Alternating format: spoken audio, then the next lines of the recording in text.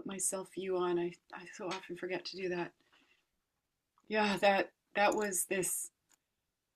I'm loving how it was such a clean, clear, intense impulse to create this space. And Mm. then also how scared I got with the with Logistic. negotiating with such a big group. Yeah. It's not even that big a group, really. and then and then also the like I was committed to not putting pressure to to to have the steps unfold, and then when Wilczek put it in the event space, and then and Chloe's sword just came in like so I was like, yes, yes, there are competing getting commitments, there are, and then I didn't say the and yet I had it, and it was still this like, for the purpose of the space, for the purpose of the next step, this works, and it just opened up this space about doing more work together as Archiarchy Invention Center Inventors, ever in the making. Yeah. Yes. Yeah.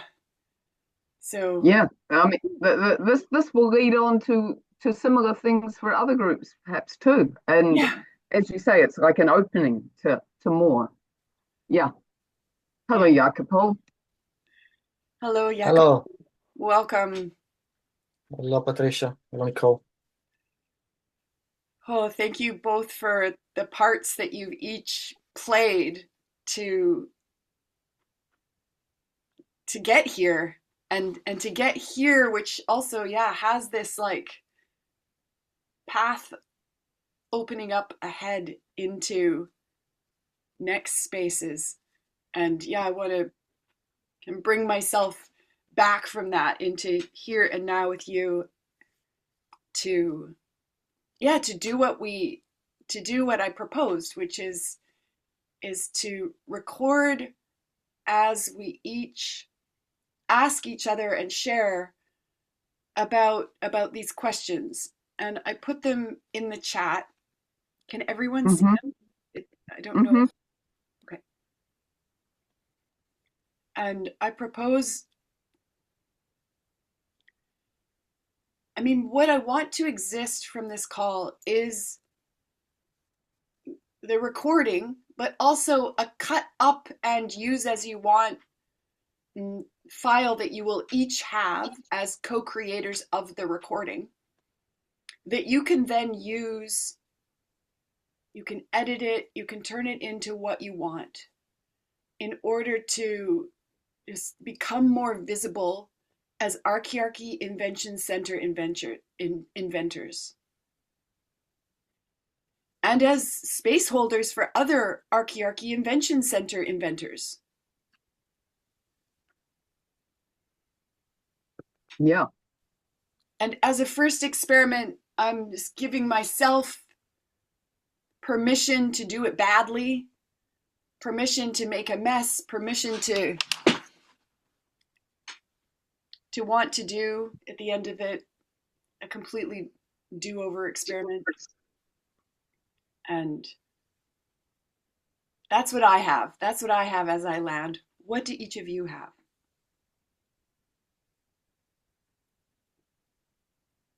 Yeah. Well, I see this as a I echo what you've said, and I'm really glad to have the opportunity to unravel and myself and bring, because I bring in the gradual sort of process that it's been over the last few years to arrive to where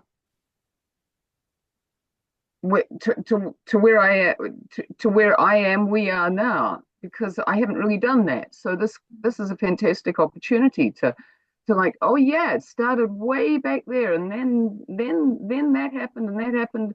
To actually bring all that together has been really important to me. Just I haven't having a bit of thinking about it and how it all evolved, and it's really important for I think that journey is really important for others to hear. Yeah. So yeah, that's me. Thank you.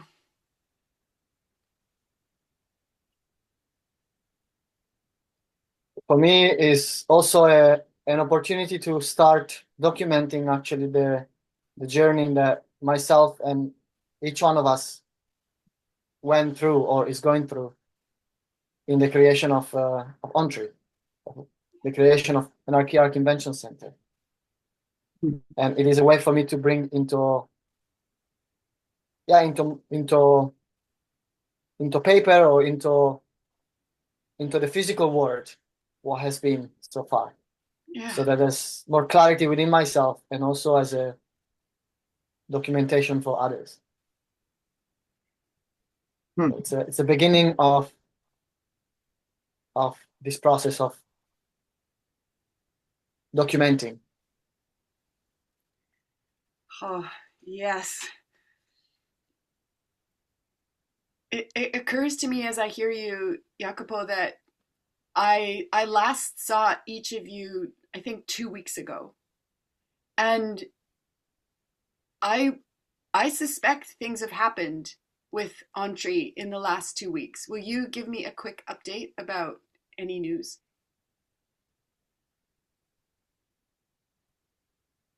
One of the things that I'm finding more and more valuable is to stay in a very small now in the creation of OnTree and not to jump into fantasy of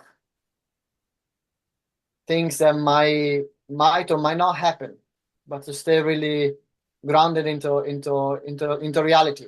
Yeah. And to navigate everything that comes on the way. And at the moment we are still in the process of transitioning into the next phase. So into moving together and facing the rocks that are on the way. The rocks and twigs and gorse and soft grass also. Yeah. So yeah, it's still we will never stop being in the process. So it's important to stay in reality about it. And another thing is also the moving into becoming more visible also as an Archiarchy Invention Center. Yeah. And to really start creating spaces like this one for others to start. Yeah, for the seedlings of other Archiarchy Invention Center to be watered and nourished and grow. Yeah. Yeah, and I would add, I would add to that's right. That's been the big shift I think in the last so many weeks is the transition from us here in Aotearoa, New Zealand, and try with making a property or anyway, there's still uncertainty about things, but it becoming more global. The visibility thing. Yeah. That the whole us becoming more visible in the global village and the influences of the global village coming to us. Yeah. Oh, that touches on this grief that is, and really this grief that I've been experiencing.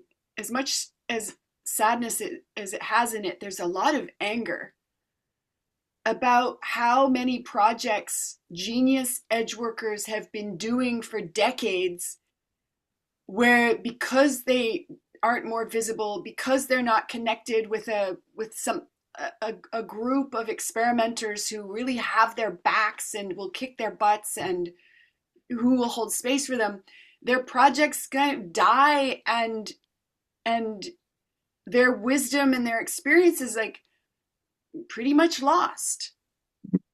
Mm-hmm.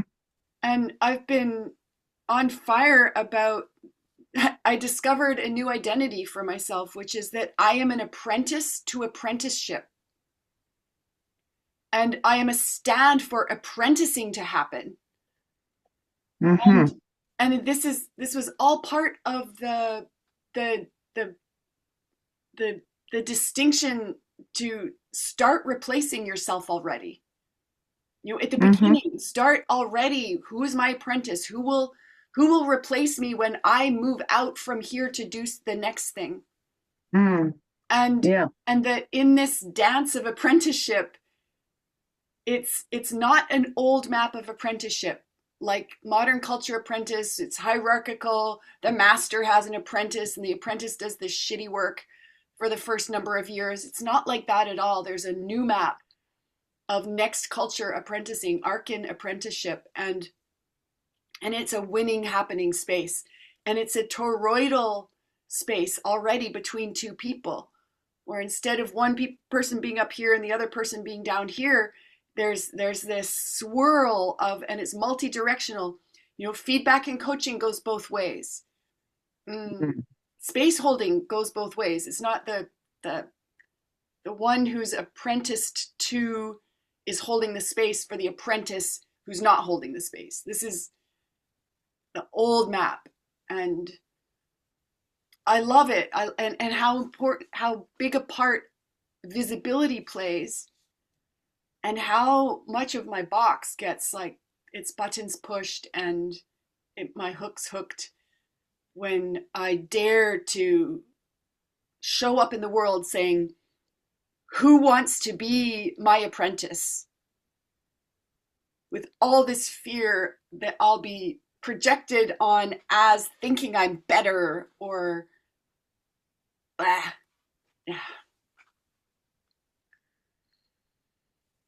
Wow, so much here. I love it. I propose we go ahead and ask each other the first question, or each speak to the first question.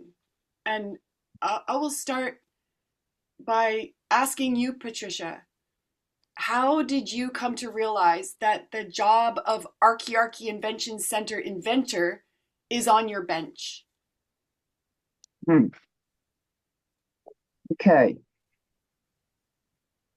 It's been a gradual process over the last 3 years, I'd say. So I was thinking like it began with myself and my partner, who always had a vision of living with others and the increasing, I think, dissatisfaction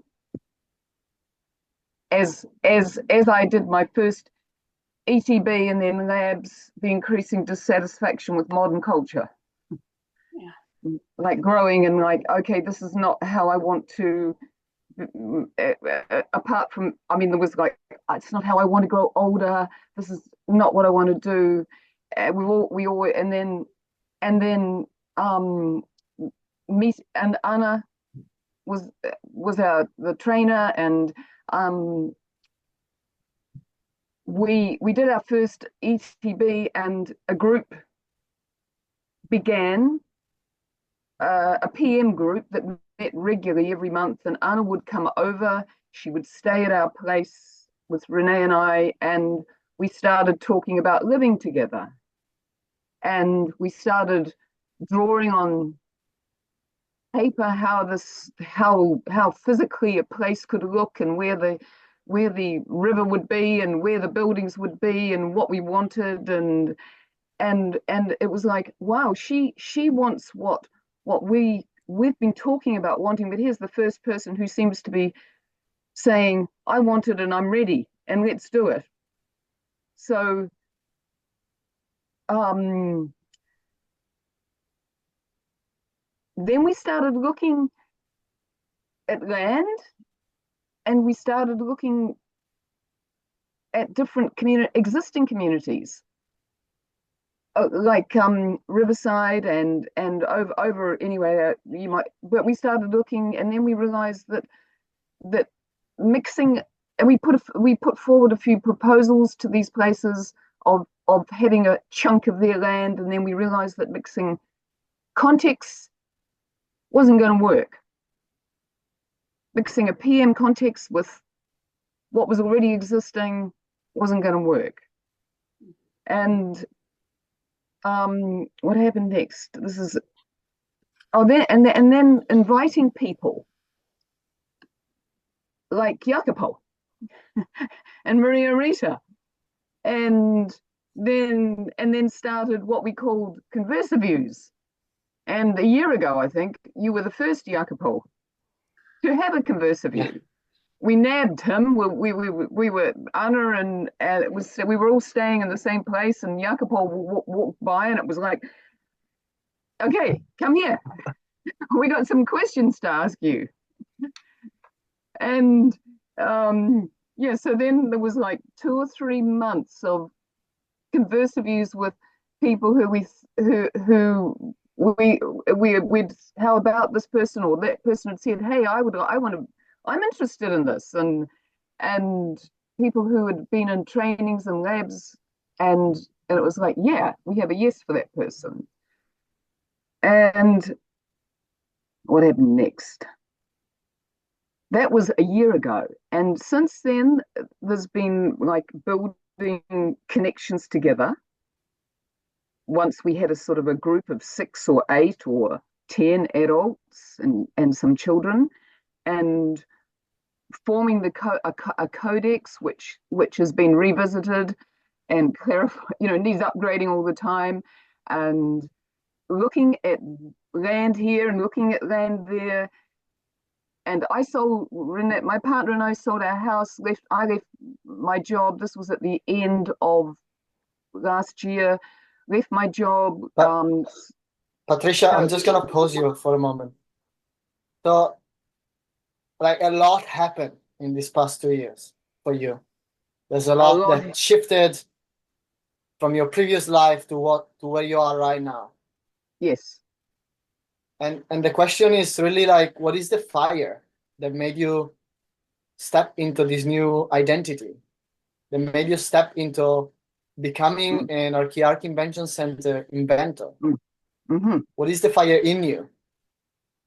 What is it that you care about enough to make this dangerous step? I care about, thank you, Jacopo. I care about I care about changing, being part of creating something different. So I care about, this just seems like the most fantastic, well, the best thing I can do with the rest of my life.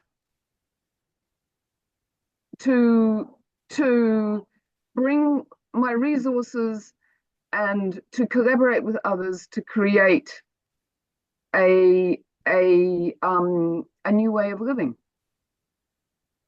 to experiment and invent and be a seed for creating something which I think will there'll be other little pockets all over the world. And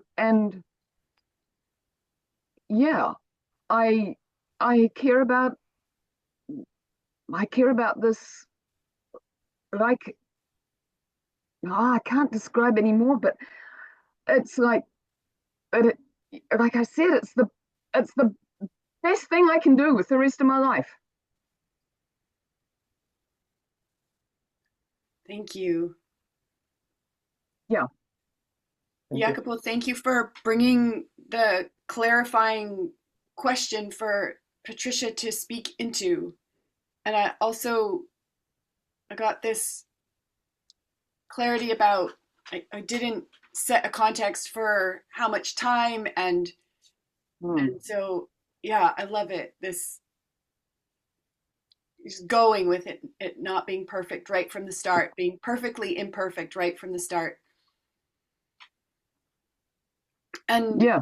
what I propose is 5 minutes each for each question, and just practice with handing it over to the next person when the time comes, because this isn't the only chance, even though this is your right now, right here chance. So, Yeah. I want to And say one more. Go, Jacopo. yeah, I have also the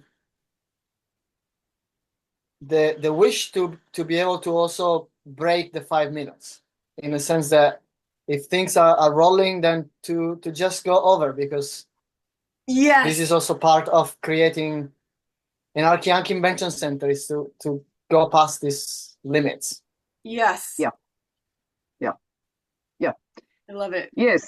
And what I want to say something is like at the Woman for Earth Lab, we crossed the line to from patriarchy into something different. So it was like my thinking was upgraded, but in actual fact, it's been a very gradual process of leaving life one and really owning life two, and it hasn't finished yet. It's ongoing. Yes, thank you. To really step into something that is completely different and new. Okay. Jacopo, Thank you. how about you? Will you ask him the complete question, Patricia? Yes, the complete question. So when did the job of becoming an Archiarchy Invention Center Inventor land on your bench? When? How?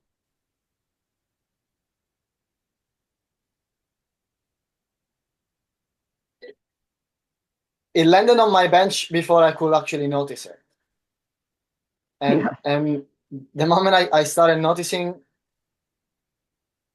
was mainly a year and a half ago. But like, okay, I have actually I after going to trainings, to ETBs, to labs, there is a village here in New Zealand. There is a big village that we meet physically in the whole country, and especially in this part where Patricia and I are located, which is the top of the South Island. And with these people, we spend time together in trainings, and not only, but mainly in trainings. And for me, it was clear after going to a few trainings and having had the experience of how it is to be living in Archiarchy, that that's how I want to live my life. Not only in labs, but in my everyday life. That's the culture I want to live in.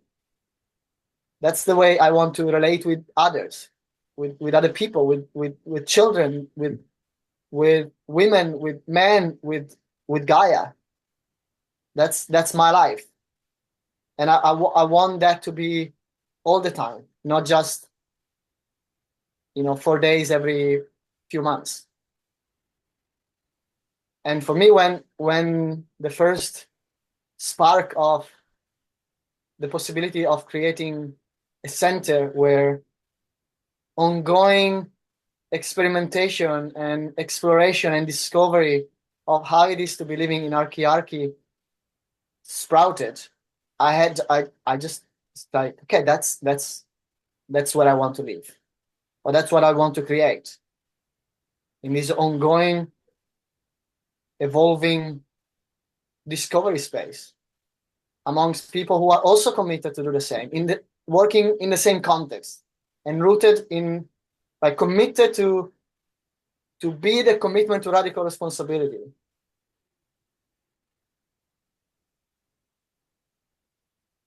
There's no other way in which I would like to live. And part of it is really living with other people. And I do live in a community at the moment. And for me, it's very clear that the mixed context does not work. Jacopo, will you say more about what you've figured out about how the mixed context doesn't work and what you mean about mixed context? Yes. For example, if not everybody on the land is committed to radical responsibility, then we are pulling into different directions, and it's like nothing really moves.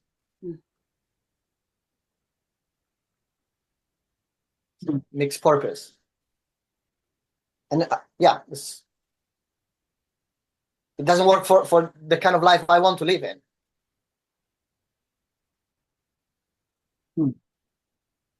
So I'm glad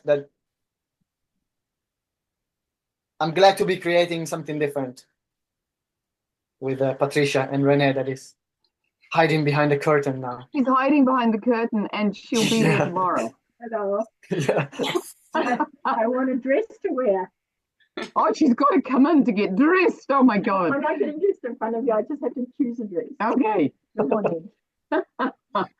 Love it. Yeah, and I think I would say about mixed context is that it's like the communities are taking a stand for something different in quite a limited way, and what we're trying to do is to take a stand for something different in a radical responsibility for everything.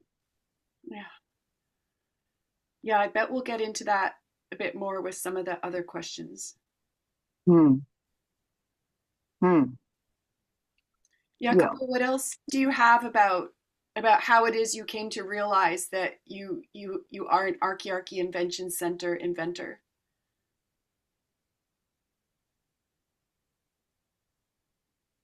It brings me alive, and I want to keep doing things that bring me alive. I love it. That's just a succinct answer. I echo that, Jacopo. Yes, and I would add, I have to grow up constantly.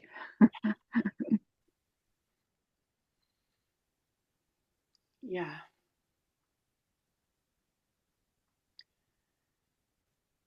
Well, one of you asked me the question. Yes, I will. So, Nicole, how did you realize that the job of Archiarchy Invention Center Inventor is on your bench? Yeah, it starts similar to what I heard you say, Jacopo, is like it's been on my bench without me seeing it clearly. I would say from before I was born. If the past lives I've gone to during emotional healing processes actually happened, it's been on my bench for as long as I've existed. And I have these memories of being in the church that I grew up in, where I was short enough still that I looked up to see the grown-ups, and after church was standing there thinking, what's wrong with you? Didn't you hear what happened in church? It's like, thy kingdom come, we pray, thy kingdom come, thy will be done, heaven on earth. And this is not that. You're not doing it. From such a young age, I just was angry and scared because I didn't see grown-ups doing the thing that was going to work for there to be peace and fun and love. And I kept growing, and I felt a lot of anger because the grown-ups couldn't or didn't know how to or wouldn't do something that I was missing. I couldn't quite say what it was, except I could say things like, you don't care about me, you don't care about the world, you just want to control me, you just want me to do what you think I should do. And I would literally get like hit with a wooden spoon across my butt for talking like that. And I didn't shut it away. at least not completely. The other thing was I wanted to be a mother. I loved children and babies, and I had such a strong desire to be a mother. And I tried what modern culture had. I tried university. I hated it. I had been promised the halls of higher learning, and university was not the halls of higher learning. I'd gone for so many adventures. I'd traveled around the world. I'd seen a lot. I tried a lot of things, and it just seemed like humans everywhere were falling short of what could be possible. And I especially hated it when I would see, I remember in particular this one little boy in Egypt who was very black, and he had a very big tummy. And my mom, I said, why is his tummy so big? And she said, he's probably starving. And there I was driving by on my bicycle that I'd rented to go see the Valley of the Kings. And there was this little boy who's starving watching me ride my bike by. And then I tried being married too. And I thought, our household is going to be a place where heaven and earth is happening, is starting. And it was not. And I got that it was me. I wasn't doing the things. I wasn't the person who could make it happen. I was relying on someone else. And he didn't know how to do it either.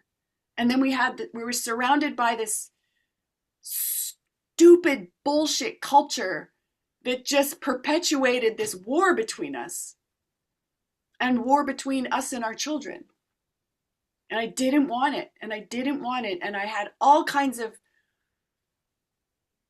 fantasies about how it could go differently. And it was already a mixed context. Somehow it was this, I lived with the person, but I would go and do training spaces and projects and workshops and study to how to become different, and he didn't want to do that. And then I'd come home away from the people who wanted to create something else, and I would miss them. So this whole being in training spaces and then the living space being completely removed that you were talking about, Jacopo. And I had met my husband at a meditation and healing and yoga center. So I thought that when we married, I was marrying someone who did want what I wanted. So, Nicole, I hear that dissatisfaction is a big thing that propelled you towards something else. Yeah, and then necessity started to play in because the marriage ended and I had nothing materially. I had not been playing the modern culture, get an education, get a job, make money, have money, buy things. I had almost nothing. And so I set up my first experiment, or my first more conscious experiment of a shared living situation. And I called it the Awakening House Temporary Permaculture Ashram. And it went for 6 years. And I made so many mistakes. Like I made so many messes. Because I didn't have the distinctions that now I have from possibility management about low drama and high drama, about having different parts and different ego states and having a gremlin and a box, and that this is how it goes. And when I first heard about Bridge House, I was like, oh my God, I'm alive for that. And when I first heard about, Archiarchy as the next culture emerging on planet Earth, it was so clear. It's like, and I was so relieved and just so ecstatic to find a global team who want what I want and are here for what I'm here for.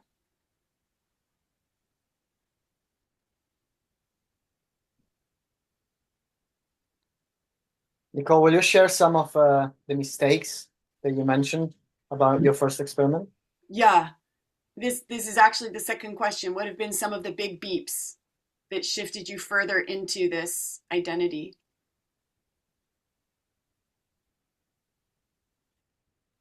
In a way, it's as if I got the same beep over and over, which is I would find myself in these arguments with people I didn't want to be arguing with.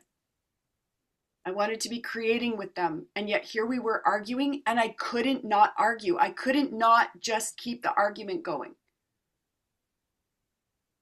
And I was so tenacious about it that I would keep trying things, and they would keep, like, the universe would be giving me beeps through that person, like, no, stop, go away, fuck off, get out of here, I hate you. And I'd be like, there's got to be a way. And so I would try again. And eventually they would be like my husband, the man I was married to, I think you should leave. And I was like, and then I would get the part of me that was a victim would be like, oh, I'm so misunderstood. I'm so a victim that they don't have skills. I'm a victim that I don't have skills. You know, and it just, this perpetual low drama sucking life out of me, sucking intimacy out of, and I was doing it. I was sourcing low drama. I was sucking intimacy. I was killing intimacy. I was draining my own enthusiasm and my own will to live. You know, I almost pulled myself in front of a big truck when I had 4 children, a husband, and a purpose on this earth. And I was so stuck in my own low drama that I thought it would be better for me to die.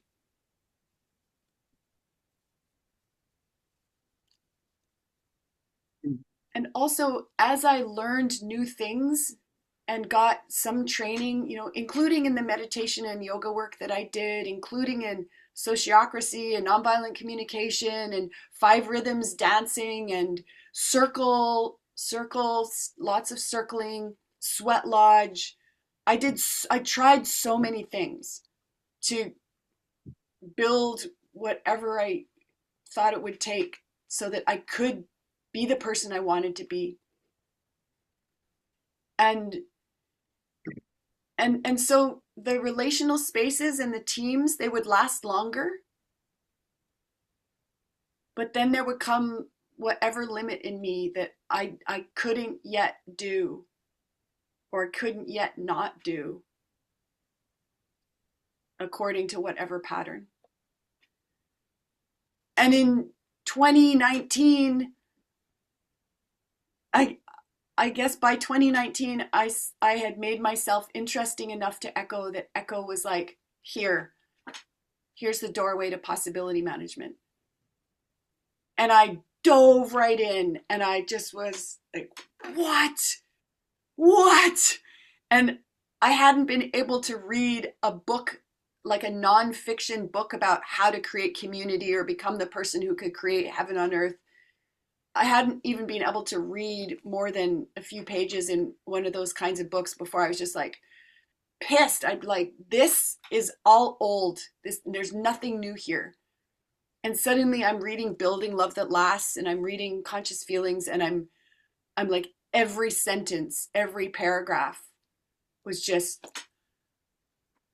landing. It had somewhere to land where I was like, oh, I've only ever thought about this. I've only ever tried to talk about it and no one's been able to have the conversation with me about it. And these people are doing it.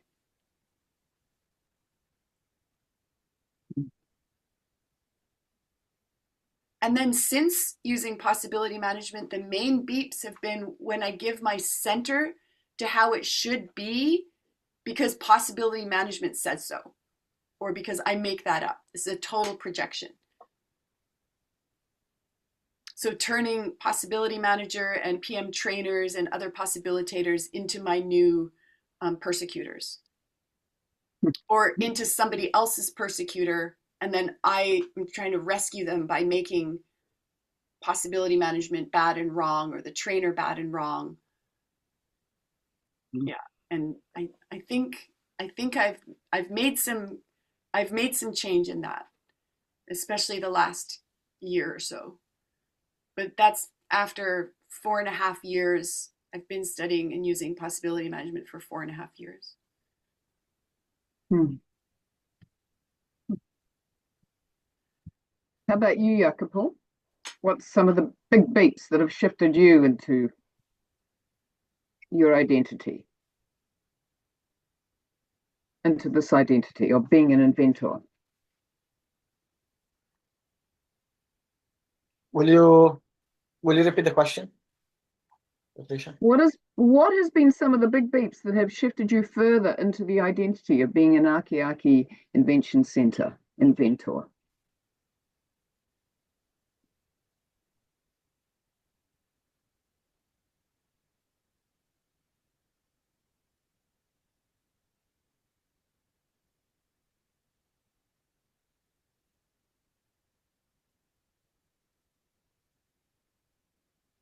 Okay, one of the things that I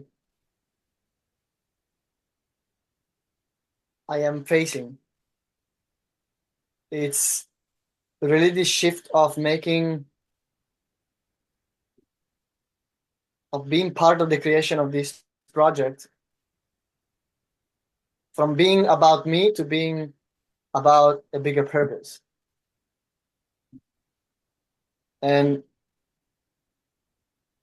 for me, one of the biggest pips is really this tendency of going out of reality, of going out of what is really going on, because I want to create some level of certainty about my life, really my life as of my box. And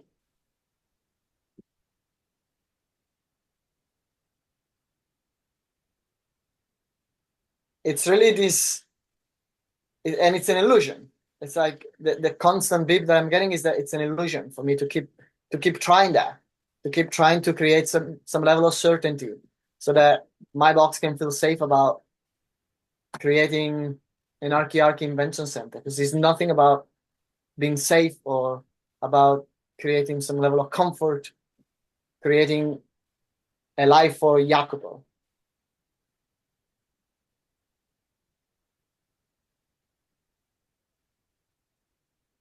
So it's this constant navigation of reality, and keeping my now small, and being ready for anything, really. Like this constant reminder in this process of everything could change in any moment. Something that I thought it could, it was so secure and certain, like from something simple like the land that we are going to buy, or who is part of the team, or things like that, like they could change at any moment.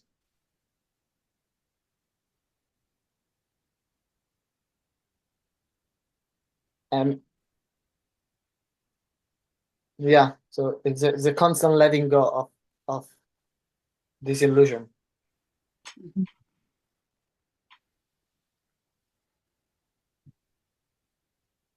And with this, I will go now. Mm-hmm. Thank you, Jacopo. I have Thank you, another space. Jacopo. Thank you for the space. Bye-bye. Patricia, what about you? What have been some of the big beeps that empowered you to shift further into this identity of Archiarchy Invention Center Inventor? Hmm. So similar to Jacopo, Nicole, uncertainty's been a big one, and I'm so glad. Like we moved here about a year ago, or a bit less than a year ago, and I had this idea, having let go of my life there, which is also my, not just my job and house, but it's also the community of people, all the things that supported me, gave me importance, value, and said, yeah, you're an okay person. And come here, and I thought that I would step into something, but it didn't work like that. It was like, oh my God, that all those things that propped me up have gone. And there was a real dissolving of who I had been, and where's my value, and Renee went and immediately got a job that took a lot of her energy, so she still had importance and value. Yeah. And God, what who am I? So a lot of, and learning, like, not to have expectations of Anna or anyone else in the team. They're all busy with their own lives, and yet here we are trying to create this thing, but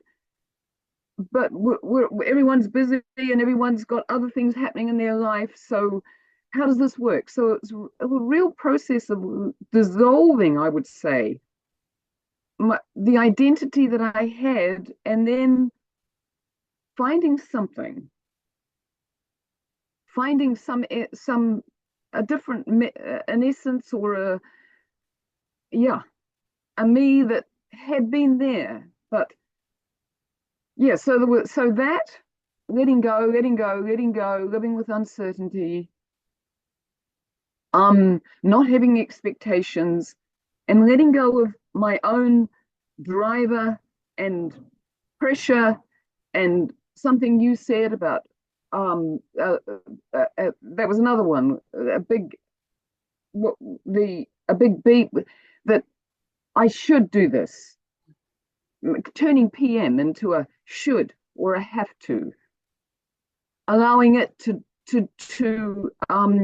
burden me somehow. And another big beat would be, as we met for convergences and so on, not comparing myself to others. Yeah. So we all have different roles, and so I am with a group of younger people, and they are often, many of them are game world builders, or they're creating this and they're creating that. And where I am at this stage of my life is different. And so it's like honoring and finding who I am, owning my bright principles, allowing my archetypal lineage to come through, which is still new to me. And what is it? And well, I'm still discovering, but I think it's not, I know it's more of like a village weaver and guardianship. I'm not a game world builder. And yes, even owning my boots of I am an evolutionary to be doing this, but this is new. Yeah. But my pace is my pace, and I move at my pace, and this is my cross on the map, and everybody else is moving at their pace. And so there's that whole thing of that's been a big one for me, not comparing myself and going into the swamp because I'm comparing myself and isolating myself as a result. Yeah, so they would be my, yeah. And or the other one would be the other one would be that coming from it being about me, the really stepping from life one, which was about me, into this is life two, and actually it's not about me anymore. Mm. Yeah. Thank you. How are we doing for time? Shall I ask you a quick? Shall I move? I'll move on to this next question, Nicole. Yes. So where is the evolution on your path?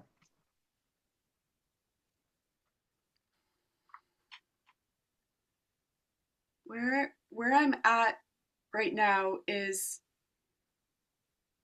I'm living in this little room. This bedroom that I live in is an Archiarchy Invention Center. And it's occupied by one person right now, me. And a lot of the time I'm using the Zoom window to have spaces with collaborators, with other Archiarchy Invention space holders and inventors, and I've started making more proposals. And by the beginning of the new year, there will be a second person living here with me, another possibilitator. And we're going to both fit into this tiny room. It'll be both of ours EHP dojos, both of ours office, both of our sleeping place, and both of ours storing our personal items space. And I feel a lot of joy that we're both made ourselves very light according to material baggage. Mm-hmm. That we can fit in this small space together. And then I've also having a conversation with another possibilitator who's also mobile. He wants to come. We're on fire for some similar projects. And so it would become a bridge house. And while I've been here, I've been living here for a year now, almost. I have met so many genius edge workers. And at first I really wanted just to introduce everyone to possibility management and hold space for Rage Club and hold space for emotional healing processes. And what I discovered was I came across as an evangelist, as it came across as pressure. Mm-hmm. And so from those beeps, I shifted into just proposing adventures where I become known in the relational space, the other becomes known in the relational space, and we're feeding our bodies, and feeding 5 bodies. And from time to time, I bring some kind of distinction, or I share about, in the culture I come from, this is how it goes. And so I'll keep doing that, just with another teammate in person, and then another one. And I've already started looking for a bigger house for us to move into nearby, Mm-hmm. so that we can have a space to invite people into. I can't really do that here yet. I have been doing it, but it's been like one person at a time. And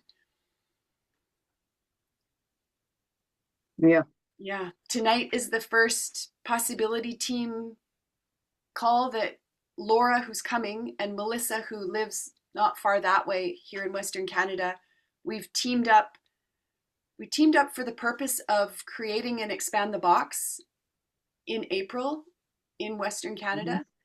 And to do the village building that will make that possible, we also, discovered the really, really desperate necessity to have a possibility team that we can go to online when we're not together, and that we can also empower each other and invite other edge workers we meet to get a taste of possibility management, and then invite possibilitators who are already committed to start in-person possibility teams where they are. Mm-hmm. So these are the main things, as well as the just treasure hunting for edge workers and practicing culture to culture conversations where I don't come off as superior or confusing or coming from a fantasy. Mm, thank you. You're welcome. How about you? Where are you at in your evolution on your path and with your current experiments? So my evolution has a lot to do, of course, with OnTree and with OnTree, it's owning my bright principles. I really fully stepping into my boots of my bright principles and my archetypal lineage, which when you said my bright principles have a lot to do with encouragement and community and guardianship and discovery. They are my bright principles. Oh, cool.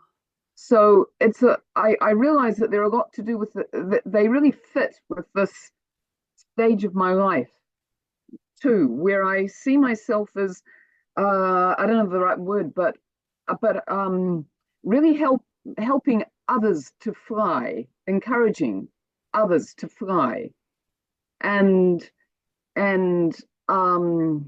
yeah. So that's a lot of my evolution. And when you talked about an apprentice, I got that. It's something about that landed.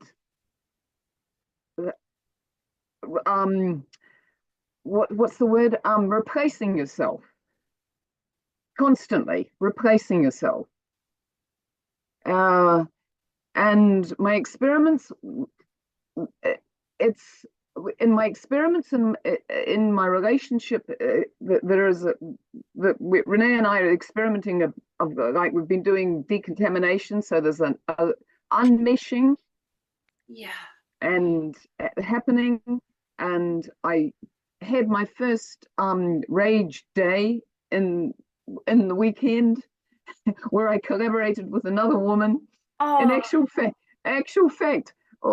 at the last minute, all these women pulled out. So I learned a lot. But here I have the plan for it will happen again next year, several of them, and I learned a lot from this process. And my current experiments. Yeah, Patricia, will you pause practice with practice. Yes. just to let Or this time. something about the connection was lagging.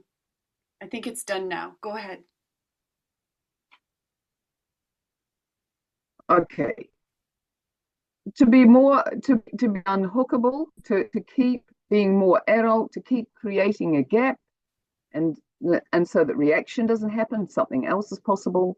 And probably the other main experiment would be to continually making my presence bigger by not adapting, not shrinking myself, and bringing my impulses forward and standing in, however messy they might be or inelegant. Yeah. I would say that they are my main experiments. Oh, cool. I want to share two of the experiments that I'm in right now. One is for 3 months or for 3 weeks, starting November 25th. I wear my rage towel tucked in my belt all day. And as this constant kind of reminding factor that to turn up my anger some more, like to keep my anger level in a higher level of intensity for presence, for clarity, for knowing what I want, for keeping my center, and for asking, and for declaring, and for choosing. Yep. And my other experiment that I started about a month ago in the Become Money territory is an experiment where I I shift into the attitude that winning is happening. Mm-hmm. Even if I can't see how winning is happening right here, right now, I the question becomes, how is winning happening right now? So it's Mm. partly a scanning for evidence, and it's partly just this letting go into being in reality, because I get that the universe is a winning happening space. Mm-hmm. Mm-hmm. Yeah, and this has been, yeah, it has changed. So much has changed. Mm. Yeah. Great experiments. And that first one, I might not be a tell, but about keeping your anger, but that reminder to keep your anger. Yeah, Yeah. Yeah. cool. Okay. You have time for Oh, the last question? oh, what's the last question? It is, What? what is your edge Oh, what's your today, edge? here and now, and what do you want possibilities about? Okay. Okay. Um, see, it's something about feeding my heart more, and allowing more, more joy, more opening my heart. This has been a big one for me. Opening my heart and allowing myself to radiate. It's linked to what I see, the experiment, growing energetically bigger. Mm. And I mean, I've I can feel that this is beginning to happen. I'm doing Anne Chloe's EHP skill up. I've Ah, just started yay. doing her the training, and I did an EHP yesterday and was recorded, and I'm a mistress at seeing all the things that I could have done. Oh yeah, I could have done, I could have done, I could have done. My own worst critic. But it was real. I did not beat myself up. It was like, okay, this is fantastic. I'm learning so much. Yes. Winning happening. Yeah. Yes. So yeah, Nicole, that's it really. Growing bigger in my authority and in my presence. Mm. Do you have possibilities for me? You've already given me a few about raising the anger and Mm. Yeah. What comes is this, in this territory of experimenting, what I've noticed is that there's the distinction between kind of unconscious or like even conscious experimenting, but yeah, the possibility I have for you is to create a more clear to create more clear experiments out of the experiments that you're doing. right. And the Mm-hmm. distinction is that an experiment has a beginning, a middle, and an end, and a purpose. And then Mm-hmm. after the experiment, there's sharing your gold with the village. Mm. And this can Mm-hmm. really bring a lot of oomph into, I mean, it's brought so much into my experimenting to use those distinctions and to do experiments that are really on my edge.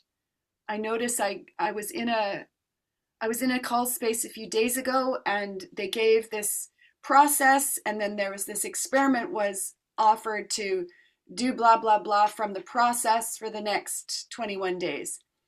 And I was Uh-huh. like, yeah, great. I put it on my wall, and I looked at it the next day. I said, this isn't on my edge. Yeah. So Yeah. I changed my mind about doing the experiment. What, And will you give me an example of an experiment that's on your edge? Or maybe, I mean, that you're currently doing?